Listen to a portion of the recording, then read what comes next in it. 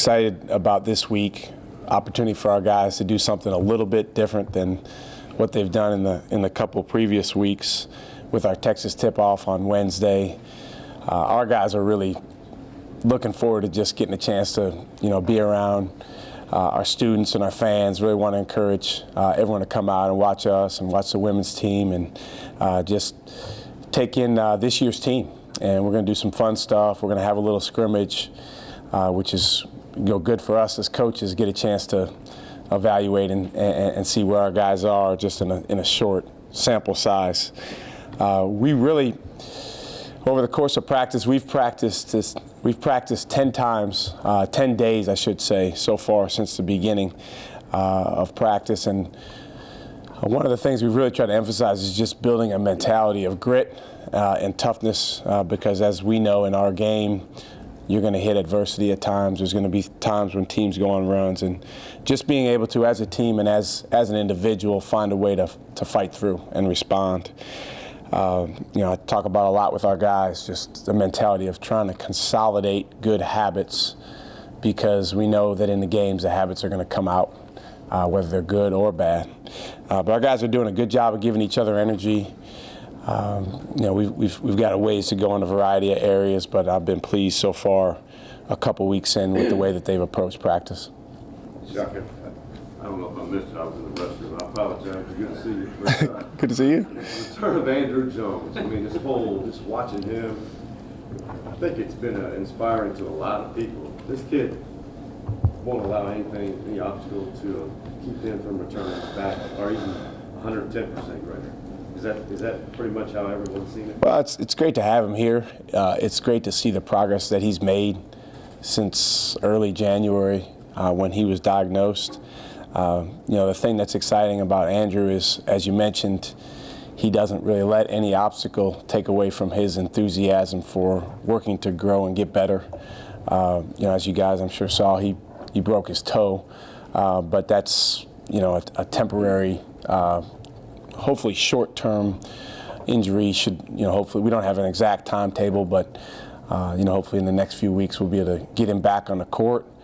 He was practicing pretty well before he went out. It's not fair to expect him to be at or anywhere near 100% of what he was before the leukemia diagnosis, but our biggest emphasis from the beginning has been, him being able to work to return his body to full strength.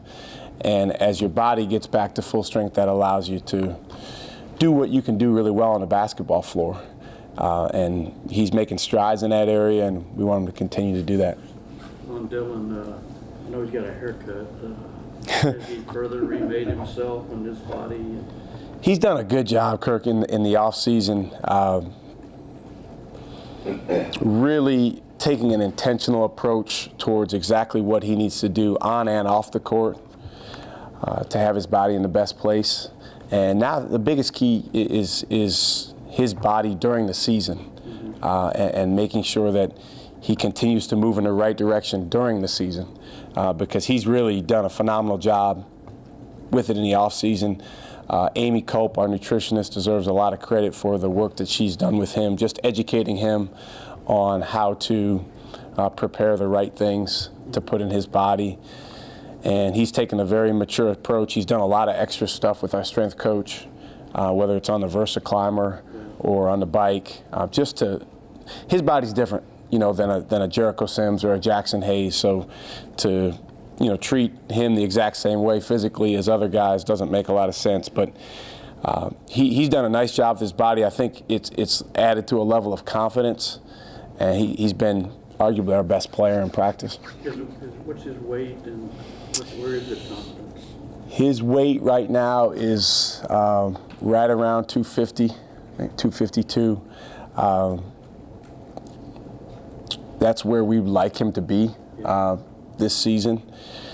His confidence is really good, but we haven't played games yet, so we want Dylan to be a guy that plays to go after something as opposed to playing with avoidance. I think early in the year, last year, everything was new, and he was going to do that. The expectations maybe weren't as high for him, or that he felt were as high. And then as the year went on, particularly later in conference play, I think he did feel a weight of that. So we want him to have fun and attack and go after having a great year.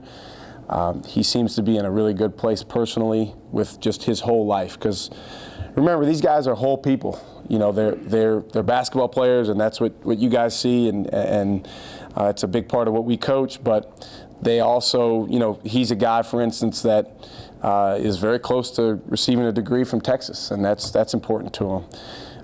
He's a guy that has a very important family life, so he's in a good place with all that stuff right now, and we just want to keep him moving in the right direction.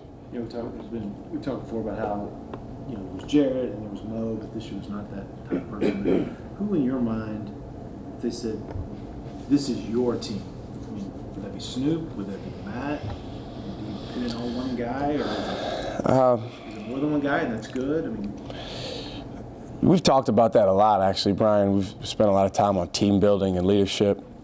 Our guys look to, if I had to pinpoint a group of guys, it would certainly be Dylan, Matt, Eli Long, even though he hasn't played a game yet, and Snoop. Those are the guys that I would say our guys look to more than anyone. And we're going to need to do it by committee. Matt's still too nice. You know, and he's made progress. He's made a lot of progress with that, but he needs to understand that what his teammates need to hear from him is not necessarily always, you know, all sugary and nice. It might need to be the opposite of that in certain moments. And he's got a lot better, but he still has to overcome just his desire to be liked by everyone all the time. Shaka, Kerwin Roach declared for the NBA draft before deciding to return. Do you think that there was a certain part of his game that he really wanted to develop before going to the NBA draft after his senior year? And how important is it for you to have him back on the team? It is very important. He's by far our most accomplished player in terms of the guy who's done the most at this level. I think he wants to come back and be the best two-way player that he can be in the country, and I've challenged him to be as good as anyone in that area. By two-way, what I mean is offense and defense. He's at times been spectacular on defense for us. He's had some games where he's done a phenomenal job on guys that ended up being NBA first-round picks, lottery picks, but he needs to continue to gain a level of consistency there.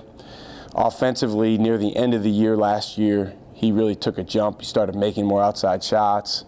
He was making better and better decisions. Using pick and roll became a strength of his. So we want to continue to move the ball in that direction. Again, in practice, he's been very, very good. I'd say him and Dylan and Matt have certainly been our three best players. And we need from him a level of leadership, more than anything from a playing standpoint, setting the right example on the floor and being highly consistent.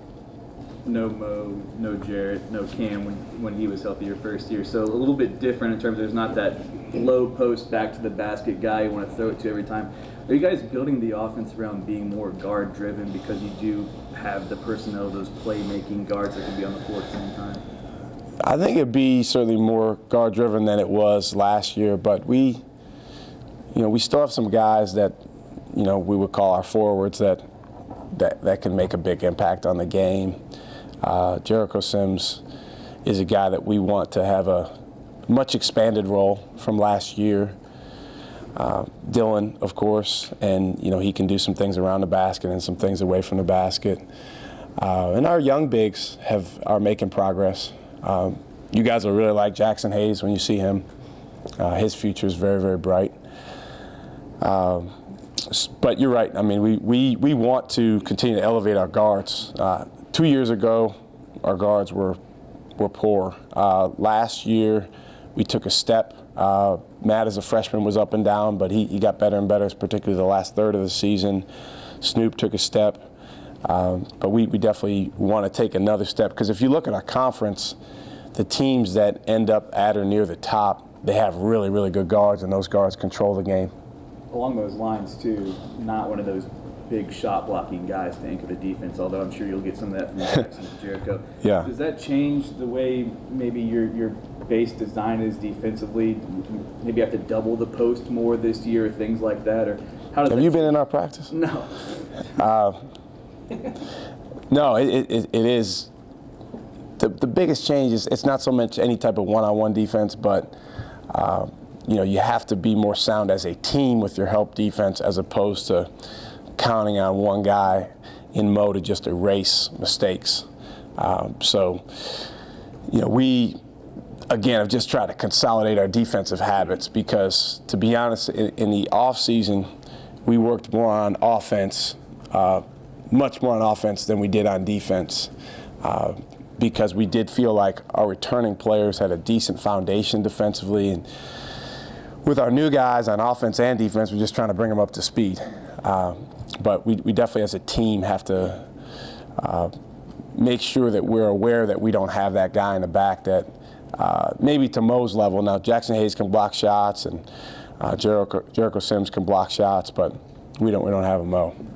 Shaka, do you feel, I asked Trent the same thing, when at a school like this, when the football program begins the year with the type of success they have, do you feel it, or do you sense that it permeates throughout the other athletic programs? Absolutely. I think it's great for everyone.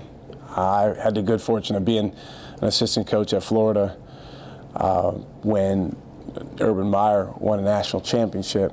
And it just, first of all, when football's doing well, I think everyone just feels better about everything in the building. And the athletes here are close. I mean, they eat together at the tank. We go down there from time to time as coaches, and you'll see athletes from a variety of sports, rubbing elbows with each other and communicating with each other. They're in certain classes together, and I think there's a winning mindset that certainly can come from one team and affect another team. And obviously, the football being the highest profile sport, at our school, it's a great thing to see them doing so well. The offense, is it going to look a little bit more like maybe it did at VCU, with more up-tempo offensively and a little more pressing? Yep. We really want it to. I mean, it's something we've been doing a lot. It's coaches kind of see pressing in different ways. I've always really liked it. Some of the guys on our staff maybe see it a little differently, but I'm the head coach, so I get to decide whether we do it or not. And the exciting thing about it is we do have, knock on wood, right now, the depth, to play faster. We've really emphasized trying to push the ball and get out in transition. Obviously, there's teams that we play in league play, and then I'm sure there'll be some in non-conference play that try to slow the game down. So that's the contrast, is when you're trying to play fast but the other team's trying to slow the game down, who wins that battle. But that's been a big emphasis in practice. Is it harder in the Big 12 to do that? Like, there's a higher standard because of the level of play to be able to press effectively in that risk-reward scenario? Yeah, well, you said it. It's risk-reward. It's always harder to press if a team has multiple good ball handlers. That was the case when I was at VCU. But it's still doable. You just have to be smart about trapping the right guys and putting yourself in position where you extend the floor in the right way. But there's no question, there's when a guy's really good with the ball and making decisions and teams have multiple guys like that, it is more challenging. That's why you don't see a lot of pressing in the NBA. It doesn't have to be a wholesale thing like West Virginia. No, it doesn't. It doesn't at all. And you'll see us doing it. If you go by percentage, you'll see us doing it more than we did last year. Again, as long as we're able to maintain the depth that we have. But the thing about pressing that's interesting is unlike maybe certain things you do in the half court, if you're like just a half step or a quarter step off in the press, it makes a huge difference between you getting that reward or the risk that you were taking, not paying off for you or paying off for the other team. And so that comes from a level of energy and passion that the guys have to have for what you're doing. And that's, what we're working towards creating. But to your initial point, and offensively, whether we're pressing or not, we want to get the ball out. We want to get the ball down the floor. The biggest thing about Wednesday is just the kind of the debut of the new guys. Yep. Public debut, I guess. And what, now that you've had a few more practices, what are your thoughts on Hepa and Courtney and just kind of them as a group collectively? I'm excited about those guys, Brian. None of them are world beaters. It's interesting. Obviously, the top incoming players get a ton of attention in college basketball, and for good reason. Guys like Mo. And none of our freshmen are looked at necessarily in that way. The positive of that sometimes is that means you'll have them a little bit longer in your program. Another positive of it is there's not this unrealistic thought that on game one they're going to have it all figured out. Right. But we do need those guys to come in and help our team. And we have some good players back, but we also feel like we want our freshmen to make a real impact on helping our team win in game one and moving forward. We need them to, right? We need them to. So, Courtney Ramey, he continues to make progress in practice. He is learning how important the details are on offense and defense, particularly for the position he plays. You mentioned Hepa. He's, like most freshmen, he's been up and down, but he's done some really good things, as have Brock and Jackson and Gerald. I would say right now, none of those guys has been head and shoulders above the rest, but I think definitely a few of them are going to be able to contribute early on. Shaka, what's the biggest thing that you might not know about this team right now that you're still unsure that you want to learn this kind of season? Well, I try to evaluate each team, by itself, but obviously you're always thinking about how a team compares to maybe where you were last year or previous years. But one of the things we're looking for is who on this team can step forward and make outside shots. That's going to be a big key in the game. It's one thing to do it in practice, but in the game, free throw shooting is an area we've really repped a lot and spent a lot of time on. We'll continue to spend a lot of time on, but when you're playing as many close games as we did last year and we probably will this year, that's going to make the difference between winning and losing games. So looking for who can step forward there and be really consistently excellent from the line. Chemistry is something that we feel like has been really good in the offseason, but now when you get minutes and shots and rolls and wins and losses, that can impact chemistry. So if we can continue to move forward, and right now our guys like each other, they like playing with each other, they like being around each other, that's going to be really important.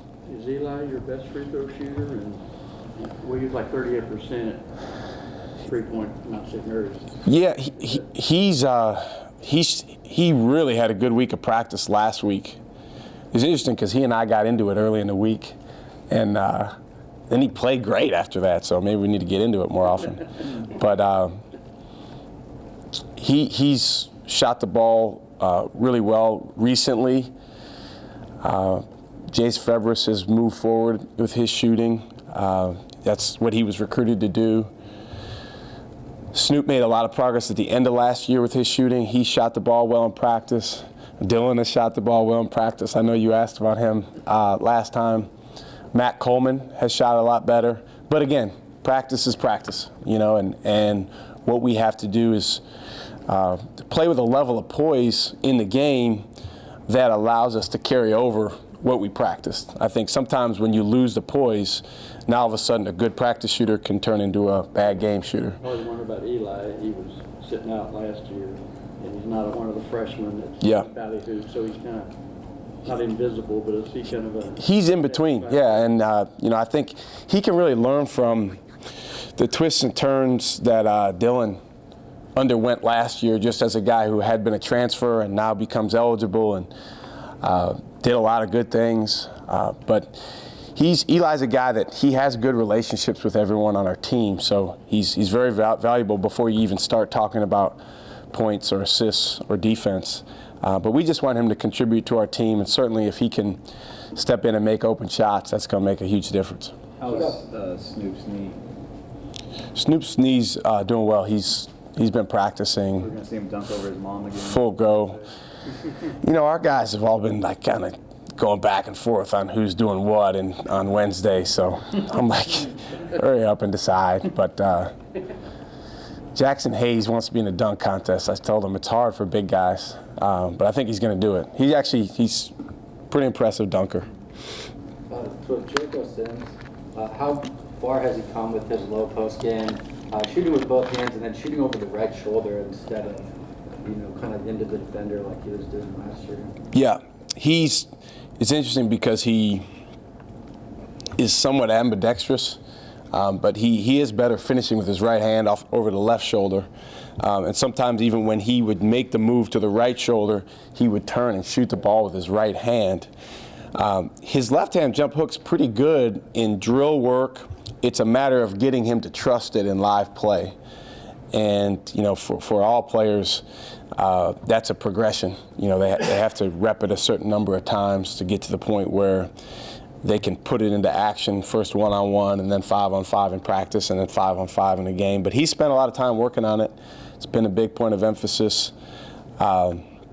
He's gotten stronger. So the thing that we've really tried to ask him to do is when you are down there around the basket, put your body on the play, because he has a very, very impressive body. He's gained a lot of muscle since last year, and that's something that can be really good for him if he's willing to have the aggressiveness. What about his jump shot? Is he going to be a credible guy for mid-range, you think?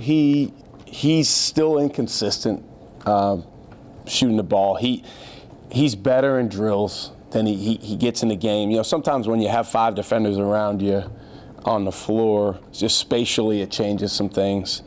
But he's a guy in time I think can be a good shooter. He's not all the way there yet. And to be honest with you, our emphasis with him has been to get as high a quality shots as he possibly can, because both with him and Jackson Hayes, when those guys are shooting the ball around the basket, they shoot a very, very high percentage, and that helps our team's percentage.